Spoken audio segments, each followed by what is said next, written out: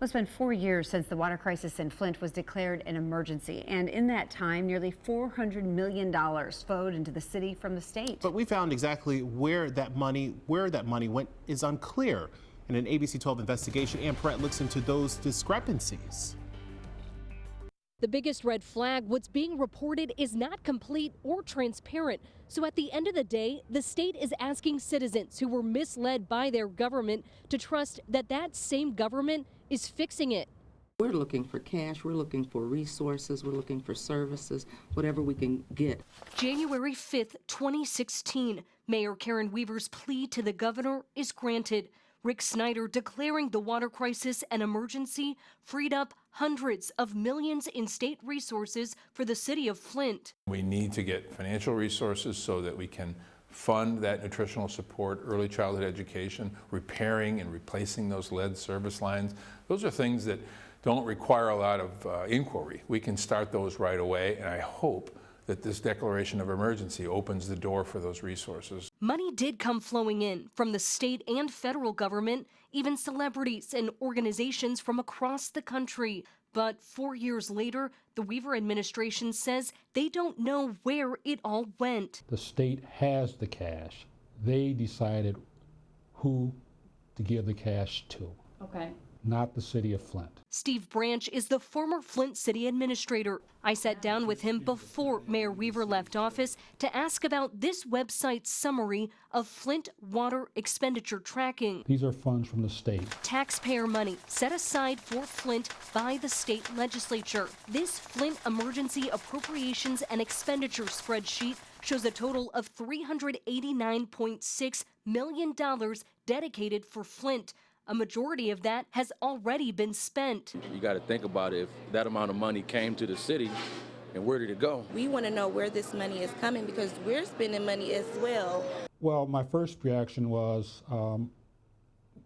it's kind of overwhelming when you look at the pages and pages and pages of this spreadsheet. Branch says the city of Flint only received $75 million of that $398 million that they could allocate. The spreadsheet shows how the money was spent. $6 million to change the drinking water source, another $25 million to replace lead service lines, and $42.7 million created water credits for people who live in Flint and paid their water bill even when they couldn't drink or use the water. Well, I say since the government kind of messed us up with the water, they owe the people the receipts. As a former financial program project manager, Branch agrees. He has a lot of concerns looking at this data. On face value, it looks like, everything is on the up and up in the jet, but when you look into the details, you have questions, and that's what we have, questions. I went line by line through this 43-page report and found more than 100 lines where money was dished out, but it's not clear who got it. It's these blank spaces raising red flags. Money went out, but the name of the contractor is left blank. For example, the Department of Environmental Quality got nearly $700,000 for lab and testing costs. They didn't do the testing, but it doesn't say who did. So who got that money?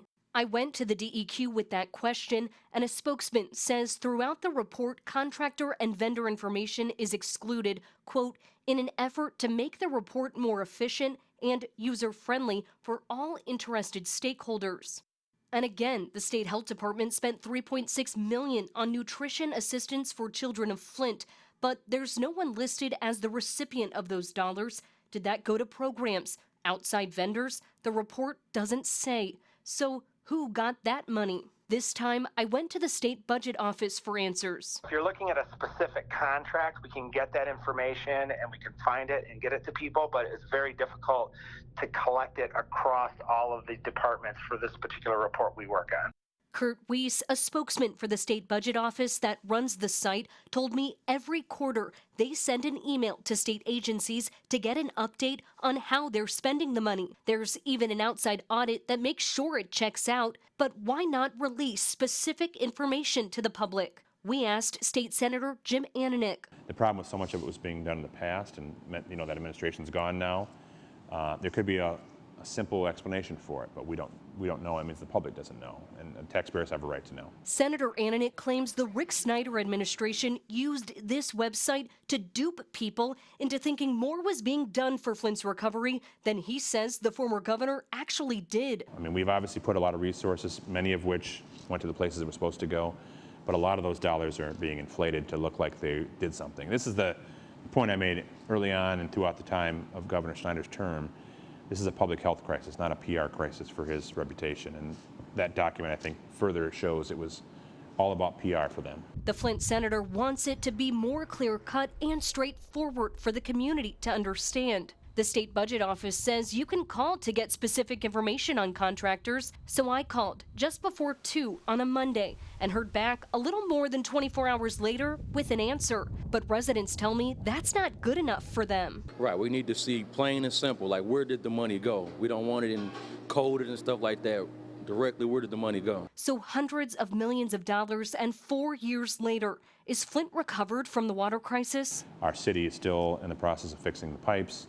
And if you ask any resident, almost to a person, is Flint fixed? They're going to tell you no. So we still have a long ways to go. No, Flint is not fixed. And it's quite shocking that we are at this point. Until they start drinking the water, it's not fixed. The state budget office isn't sure how much longer they'll be tracking spending for the crisis recovery, but at least until all the money is spent. The website shows there's about $58 million left. To take a look for yourself, click on this story on abc12.com.